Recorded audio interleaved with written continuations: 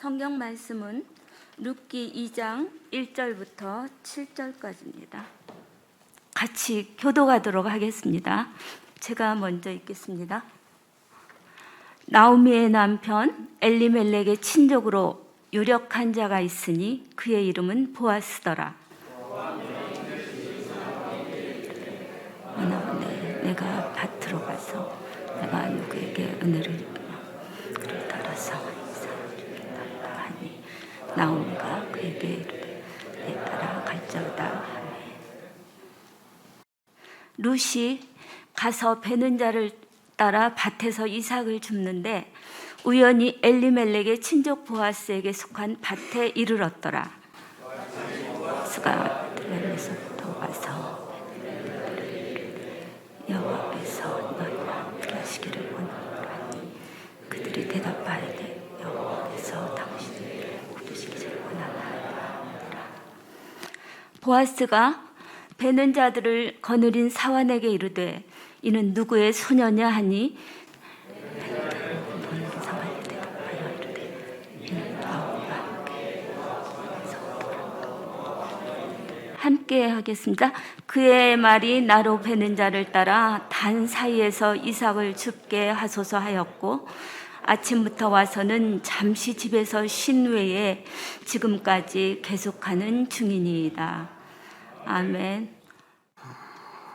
우리의 인생은 우리가 마음먹은 대로 사라지지 않는 것들을 참 많이 느끼는 것 같습니다. 우리가 간절히 원하고 열심히 노력한다 해도 뜻대로만 흘러가지 않더라고요. 비록 여기 계신 분들보다는 제가 많은 세월을 살지는 못했지만 저의 인생만 돌아본다 하더라도요, 저의 생각보다 저의 의지대로 된 것들이 참 별로 없던 것 같습니다. 어릴 적 저는 참 하고 싶은 것도 많았고 또 꿈도 많은 아이였는데요. 축구가 좋아서 축구 선수가 되고 싶었고요. 또 어떤 록펠러 자서전을 읽고 너무 멋지다. 그래서 록펠러 같은 기업가가 되어서 물질로 하나님을 섬기는 사람이 되고 싶었습니다. 또 찬양이 너무 좋아서 찬양 사역자가 되어서 찬양으로 하나님을 섬기고도 싶었습니다. 그런데 지금 저는 이 자리에 서 있습니다. 설교의 자리에 서 있죠. 솔직히 저에게 이 자리는요, 정말로 피하고 싶은 자리입니다. 말주변도 없고 특별히 큰 은사도 없어서요, 저에게는 이 자리가 참 너무나도 피하고 싶고 어려운 자리입니다. 그런데 지금 저는 저의 의지와는 상관없이 지금 강단에 서서 여러분들에게 말씀을 전하고 있습니다. 이렇게 저의 인생을 돌아보면요, 제가 원하고 생각하는 것대로 이루어진 것들이 많이 없었던 것을 발견하게 되는데요. 어떻게 보면 세상 사람들이 말하는 실패들을 참 많이 겪은 저입니다.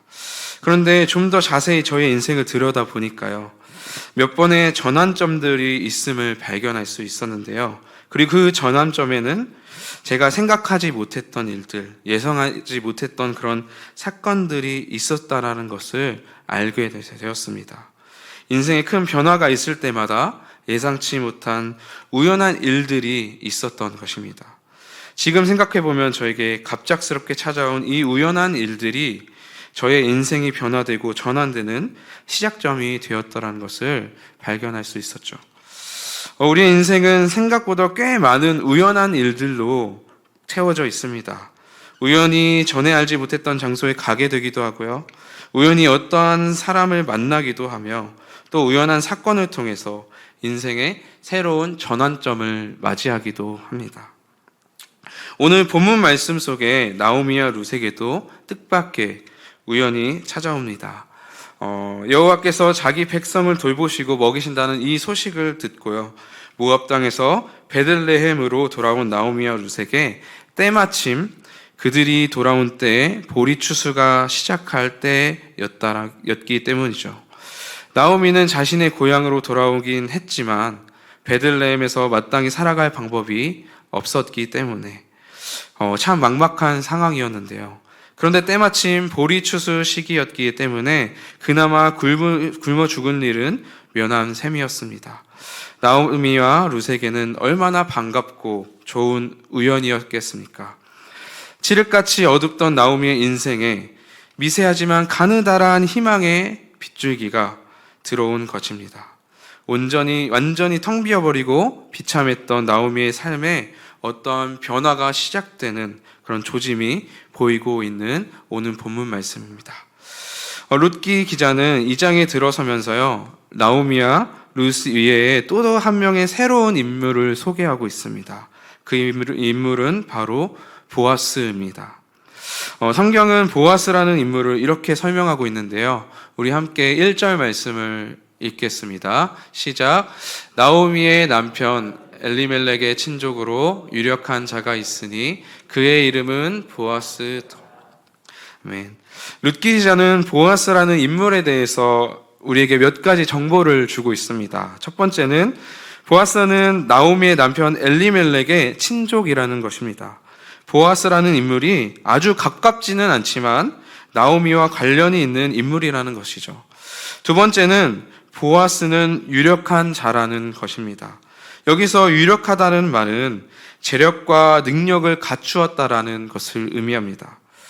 한마디로 보아스라는 사람은 재력과 능력을 갖춘 아주 유력하고 상류층의 사람이라는 것을 성경은 우리에게 정보를 주고 있는 것이죠. 세 번째로는 보아스라는 이름이 갖는 의미 자체가 힘과 능력을 의미한다는 것입니다. 보아스라는 이름의 뜻은 그 안에 힘이 있다라는 의미입니다. 보아스라는 이름 자체로 강한 힘과 능력을 소유한 자라는 정보를 우리에게 알려주고 있는 것이죠. 성경은 갑자기 보아스라는 인물을 등장시키고 있습니다. 그리고 이 인물이 어떠한 인물인지 자세히 설명하고 있지요. 이것을 통해서 우리는 보아스라는 인물을 집중하게 됩니다. 그리고 앞으로 보아스가 어떠한 일을 할지 기대하게 만들죠. 아무것도 남지 않은 나오미와 룻에게 유력한 자 보아스가 어떤 존재가 되어줄 것인지를 기대감을 가지고 계속해서 우리는 바라보아야 할 것입니다. 계속해서 말씀을 보면 다시 2절에서는 룻과 나오미의 이야기로 돌아오고 있습니다. 룻이 나오미에게 밭에 나가 이삭 줍는 것을 허락해달라고 요청하고 있습니다. 그러자 나오미는 그렇게 하라고 이삭 줍는 것을 허락하고 있는데요. 그리고 나오미의 허락을 얻은 룻은 자신이 원하는 대로 이삭을 주우러 밭으로 향하게 됩니다. 그런데 룻에게 이 뜻밖의 우연이 일어나는데 우리 함께 다시 3절 말씀을 읽도록 하겠습니다. 시작. 룻이 가서 베는 자를 따라 밭에서 이삭을 주는데 우연히 엘리멜렉의 친족 보아스에게 속한 밭에 이르렀더라. 아멘. 룻이 추수하는 자를 따라서 밭에 이삭을 줍는데 그 밭이 우연히도 보아스의 밭이라는 것입니다. 자신의 시어머니 나오미의 남편 엘리멜렉의 친족이자 바로 유력한 자, 재력과 능력이 있는 자인 보아스의 밭에서 룻이 우연히 이삭을 줍게 된 것이죠. 4절에 보면 우연은 계속됩니다. 우리 4절 상반절 말씀을 읽겠습니다.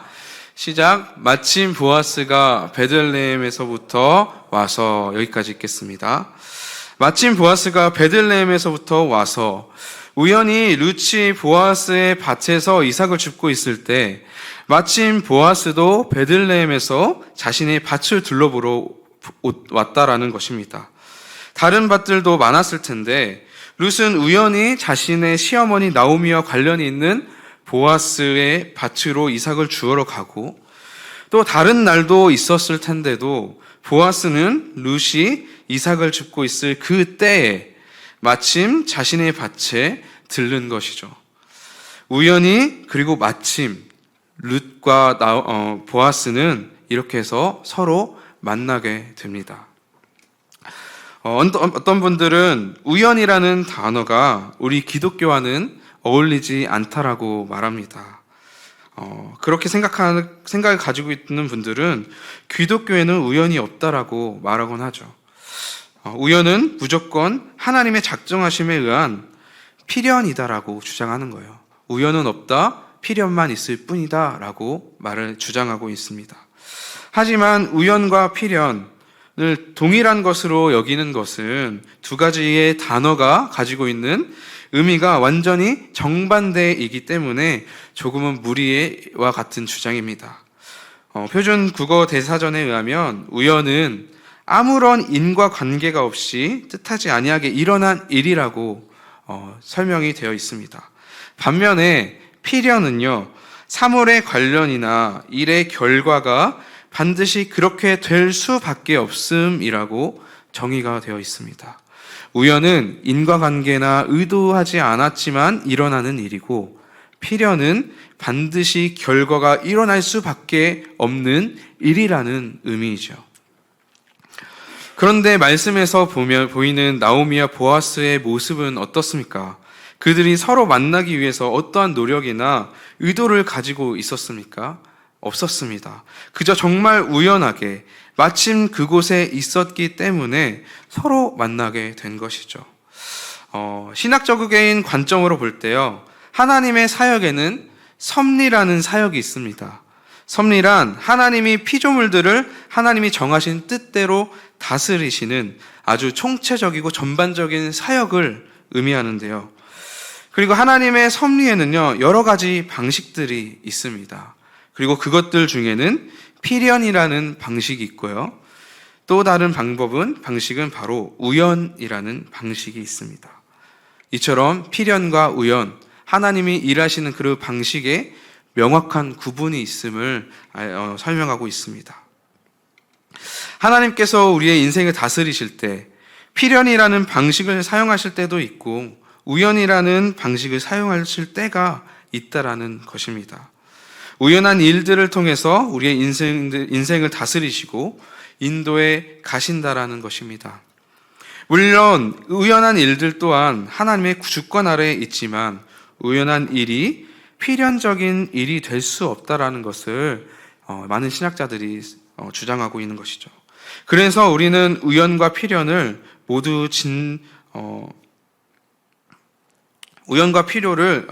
필연을 모두 하나님께서 섭리하는 방법이시라는 것을 우리는 기억해야 합니다. 그리고 우리는 우연한 일들을 가벼운 일로 그리고 대수롭지 않은 일로 치부해서는 안 되는 것이죠. 그저 불치병에 걸린 사람이 완전히 치료되거나 목숨을 잃을 그럴 수밖에 없는 그런 사고 속에서 살아남게 되었든지 불가능한 일 같은 일이 기적적으로 가능하게 되는 것처럼 하나님의 강권적인 역사가 나타나고 극적인 변화와 결과가 일어나는 그런 기적과 같은 일들만을 우리는 중요시 여기고 또 하나님의 일하심이라고 생각해서는 안 된다라는 것입니다. 하나님의 일하심에는 죽은 자가 살아나고 바다가 갈라지는 그런 초자연적인 현상, 즉 기적을 통해서만 우리의 인생을 간섭하지 않으신다라는 것입니다. 오히려 이러한 기적과 같은 일들은 우리 인생에서 지극히 드물게 일어나잖아요. 반면에 하나님은 우리의 인생에서 자주 일어나는 그런 우연한 일들을 통해서 하나님의 뜻을 이루어 가시기도 하십니다. 우리의 사소한 일상 속에서 일어나는 수많은 우연들을 통해서 우리의 삶을 다스리시고 인도해 가시는 분이시죠. 우리에게 일어나는 아주 사소한 우연들, 우연한 만남, 우연한 사건, 우연한 장소, 우연한 그런 우리가 일상을 살면서 자주 마주하는 우연한 일들 또한 하나님께서 펼치시는 놀라운 기적의 순간인 것입니다. 하나님의 섭리 가운데서 이루어지는 또 하나의 놀라운 기적인 것이죠. 사랑하는 무건교회 성도 여러분, 우리의 삶은 생각보다 훨씬 많은 하나님의 계획과 섭리들 가운데 있습니다. 그만큼 하나님께서 저와 여러분들의 삶을 붙드시고 책임지시고 있다라는 증거입니다. 눈앞에 보이는 현상만 바라보며 내 인생 왜 이렇게 특별함이 없는 건지, 하나님은 뭐하고 계신 건지 불평하고 원망하고 계시다면 우리 조금만 더 믿음의 시야를 넓혀서요, 다시 한번 여러분의 삶을 바라보시기 바랍니다. 전에는 그저 운으로 그리고 우연이라 여겼던 아주 사소한 순간들이 하나님의 손길이었고 하나님의 역사하심이었음을 발견할 수 있을 것입니다. 여기 계시는 모든 분들이 우리의 삶 속에 있는 하나님의 우연한 기적들을 발견하시기를 소망합니다.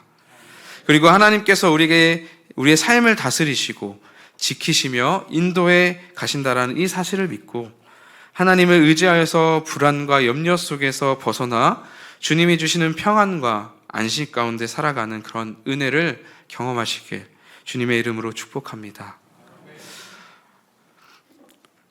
룻과 보아스의 만남은 우연히 그러나 하나님의 섭리 가운데 이루어졌습니다. 하나님은 모압 여인이자 비천한 인생이었던 룻에게 유력한 자이자 나오미의 친족이었던 보아스를 만나는 기적과 또 은혜를 베풀어 주시는데요. 룻기 기자는 보아스를 통해서 룻의 인생뿐만 아니라 마라의 인생이었던 나오미의 삶을 채우시고 다시 일으켜 세우시려는 하나님의 계획을 룻과 보아스의 우연한 만남을 통해서 우리에게 미리 보여주고 있습니다.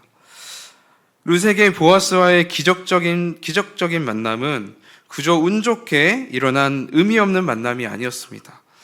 룻이 보아스라는 기적을 우연히 만날 수 있었던 것은요, 룻의 특별한 믿음과 자신의 삶에 대한 특별한 태도가 있었기 때문인데요. 룻이 보아스를 만나는 우연한 일은 룻의 믿음과 적극적인 태도가 아니었다면 일어나지 않았을 수도 있습니다. 첫 번째, 룻이 보아스를 만나는 우연의 기적이 일어날 수 있었던 이유는요, 룻은 은혜 받기를 소망했기 때문입니다. 우리 2절 말씀 다시 한번 읽겠습니다. 시작. 모압 여인 룻이 나오미에게 이르되 원하건대 내가 밭으로 가서 내가 누구에게 은혜를 입으면 그를 따라서 이삭을 줍겠나이다 하니 나오미가 그에게 이르되 내 따라 갈지어다 하매. 아멘. 룻은 시어머니 나오미에게 밭에 나가 이삭을 줄 수 있도록 허락을 구하면서 이렇게 말합니다. 내가 누구에게 은혜를 입으면, 룻은 누군가가 자신에게 은혜를 베풀어 줄 것을 기대하고 있습니다. 우리는 누군가의 도움을 바란다는 것이 과연 대단한 일인가 라고 생각할 수 있지만요, 룻의 입장을 조금이라도 헤아려 본다면 은혜에 대한 소망을 갖고 있다는 것은 룻에게 매우 대단한 일이라는 것을 알 수 있습니다. 룻에게 베들레헴에서의 삶은 또 다른 도전이자 고난이었습니다. 시어머니에 대한 존경과 사랑으로 고향으로 돌아가지 않고 시어머니의 고향인 낯선 땅 베들레헴으로 왔죠. 하지만 베들레헴에서의 삶 또한 크게 다르지 않았어요. 여전히 나오미와 룻은 갈 곳도 또 먹을 것도 없는 처지였습니다. 그래도 시어머니의 고향 땅에 가면 뭐라도 있겠지라는 작은 기대조차도 산산조각 나버린 상황입니다. 더군다나 이스라엘 공동체는 어떠한 공동체입니까? 이방인을 차별하는 공동체였습니다. 심지어 룻은 또한 여인이었지요. 이방 여인인 룻에게 베들레헴에서의 삶은 더 열악하고 민족적 차별과 소외감과 싸워야 하는 그런 아주 치열한 삶이었던 것입니다. 오히려 시어머니 나오미보다도 더 힘든 시간을 보낸 인물이 바로 룻일지도 모릅니다. 하지만 룻은 주변의 환경과 처한 상황에 굴복하지 않습니다. 포기해도 전혀 이상할 것 없는 그런 환경에서 룻은 오히려 은혜를 소망합니다. 좌절하기보다는 포기하지 않고 은혜 받기를 기대하고 있는 것이죠. 어쩌면 룻은 자기 백성을 먹이시고 지키신다는 그 시어머니의 나오미의 하나님에 대한 믿음으로 하나님께서 은혜 베푸실 것이라는 그런 소망을 가지고 그러한 상황들을 인내하고 있었던 것일지도 모릅니다. 하나님은 은혜를 소망하고 구하는 자에게 은혜를 베푸시는 분이십니다. 하나님은 우리의 현실과 상황이 은혜를 소망하는 것조차도 어렵고 막막해 보일지라도 끝까지 포기하지 않고 은혜를 구하며 소망 가운데 살아가는 자에게 하나님의 때에 한없는 은혜로 보답하시고 베푸시는 그런 은혜의 하나님이십니다.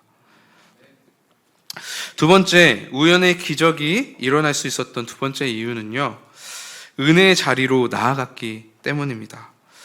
룻은 나오미의 허락을 받아 한창 추수가 이루어지는 밭으로 나아갑니다. 그리고 우연히 룻이 이삭을 줍게 된 밭이 보아스에게 속한 밭이었죠. 룻이 보아스를 만나는 이 우연이 일어날 수 있었던 것은 담대하게 룻이 그 밭으로 나아갔기 때문입니다. 룻이 이삭을 줍기 위해서 밭으로 나아가기까지는요, 외적으로나 내적으로나 수많은 방해가 있었을 것입니다. 외적으로는 사람들의 시선이, 그리고 내적으로는 낯선 곳에 대한 두려움이 보아스의 밭으로 나아가는 것을 방해했을 거예요. 학자들에 의하면 이삭을 줍는 것은 꼭 주인에게 허락을 받지 않아도 되는 일이라고 합니다. 하지만 이방 여인인 룻이 밭을 나가 이삭을 줍는 것은 많은 사람들의 이목을 집중시키는 행동으로는 굉장히 충분했기 때문에 룻에게는 굉장히 부담스러운 상황이었을 것입니다. 그뿐만 아니라 룻은 여인이었죠. 여인의 신분으로서 낯선 사람과 낯선 곳에 대한 두려움이 있었을 거예요. 하지만 룻은 이 두려움을 이겨내고 담대하게 밭으로 나아간 것이죠. 그러자 룻에게 우연히 보아스라는 기적이 찾아오게 된 것입니다. 은혜를 얻기 위해서는 반드시 은혜의 자리로 나아가야 합니다. 그리고 은혜의 자리는 바로 하나님이 계시는 곳이죠. 하나님이 임재하시는 곳, 그곳이 바로 은혜의 자리인 줄 믿습니다. 만약 룻이 이삭을 주러 나아가지 않았더라면, 이삭을 줄 수 있는 밭으로 나아가지 않았더라면 보아스와의 만남은 없었을 것입니다. 마침 보아스는 베들레헴에서 자기의 밭으로 나왔지만 룻이 밭으로 오지 않았다면 이 둘의 만남은 성사되지 않았을 거예요. 마찬가지로 하나님의 은혜를 얻기 위해서는, 하나님의 놀라운 기적을 경험하기 위해서는 하나님의 임재하시는 곳, 하나님이 역사하시는 곳으로 나아가야 합니다. 그곳이 어디입니까? 바로 예배의 자리입니다. 하나님께서 말씀하십니다. 두세 사람이 내 이름으로 모인 곳에는 나도 그들 중에 있느니라. 주님의 이름으로 모인 곳, 그곳은 바로 예배입니다. 예배당에서 모여 함께 지금 이 시간 우리가 함께 예배하는 것처럼 하는 이 예배도, 가족들끼리 가정에서 모여 예배하는 가정 예배도 하나님이 계시는 예배의 자리인 것입니다. 그곳이 어디가 되었든 예배가 있는 곳이라면 하나님이 함께 하시고 하나님의 은혜가 있는 것이죠. 우리가 예배의 자리로 나아갈 때 하나님의 은혜가 우리에게 부어지며 기적의 역사가 일어날 줄 믿습니다. 하나님의 은혜를 사모하신다면, 하나님의 은혜를 구하신다면 하나님의 임재가 가득한 예배의 자리로 나오시기 바랍니다. 예배의 자리로 적극적으로, 룻이 담대하게 적극적으로 그 이삭을 줍는 밭으로 나아간 것처럼 정말 하나님의 은혜를 사모한다면 하나님의 은혜가 있는 곳, 하나님의 임재가 있는 곳으로 적극적으로 예배의 자리로 정말 간절한 마음을 가지고 나아가시기를 바랍니다. 무엇보다도 은혜의 풍성함을 경험하기 원하신다면, 하나님의 놀라운 기적을 경험하며 살아가고 싶으시다면 여러분들이 살아가는 모든 삶의 현장을 예배의 자리로 만드시기 바랍니다. 삶의 예배로 우리의 삶 자체를 예배의 자리로 만든다면 삶의 모든 순간이 하나님과 동행하는 시간이 되고요, 날마다 매 순간 주님이 주시는 풍성한 은혜 가운데 살아갈 수 있게 될 것입니다. 우리가 살아가는 삶은 우리가 생각했던 것보다도 많은 하나님의 기적들로 채워져 있습니다. 바로 우연이라는 아주 놀라운 기적입니다. 믿음의 눈으로 그동안 놓치고 있었던 아주 작은 우연의 순간들을 바라보면 결코 작지 않은 놀라운 하나님의 기적의 순간임을 깨닫게 될 것입니다. 그리고 우리의 인생이 이러한 우연이라는 놀라운 기적들로 가득 채워져 있다는 사실을 우리는 발견할 수 있을 것입니다. 사랑하는 모금교회 성도 여러분, 우리는 하나님에 대한 오해로 하나님이 주시는 풍성한 은혜를 제대로 누리지 못하는 경우가 있습니다. 하나님께서 고난을 허락하신다는 이유로 하나님이 나를 버리셨다고, 하나님께서 나를 사랑하지 않으신다라고 오해하며 스스로 자신의 삶을 더욱더 비참하게 만들곤 합니다. 하지만 우리 하나님은 그러한 분이 아니세요. 민수기 6장 24절에서 26절 말씀을 우리 마지막으로 함께 읽도록 하겠습니다. 네, 함께 읽겠습니다. 여호와는 내게 복을 주시고 너를 지키시기를 원하며 여호와는 그의 얼굴을 내게 비추사 은혜 베푸시기를 원하며 여호와는 그 얼굴을 내게로 향하여 드사 평강 주시기를 원하노라 할지니라 하라. 아멘. 이스라엘 백성들을 향한 이 하나님의 축복의 말씀이 여러분들에게도 함께 하시기를 축복합니다. 복 주시기를 원하시고 지키시기 원하시며 은혜 베푸시기를 원하시고 우리에게 평강 주시기를 원하시는 여호와 하나님께서 우리와 함께 하실 줄 믿습니다. 풍성한 은혜들로 우리의 삶을 채우시고 선한 길로 우리의 인생을 인도해 가실 줄 믿습니다. 선하신 하나님, 은혜의 하나님을 바라보며 인생의 풍파가 몰아치더라도 룻과 같이 끝까지 은혜를 소망하며 은혜의 자리로 나아가기를 힘쓰는 저와 여러분들 되기를 소망합니다. 그래야 해서 매일 우리에게 부어지는 놀라운 기적들을 경험하며 감사함으로 또 기쁨으로 주 앞에 나아가 정말 하나님이 주시는 참된 평안 가운데 평강 가운데 정말 우리의 삶을 살아가시기를 주님의 이름으로 축복합니다.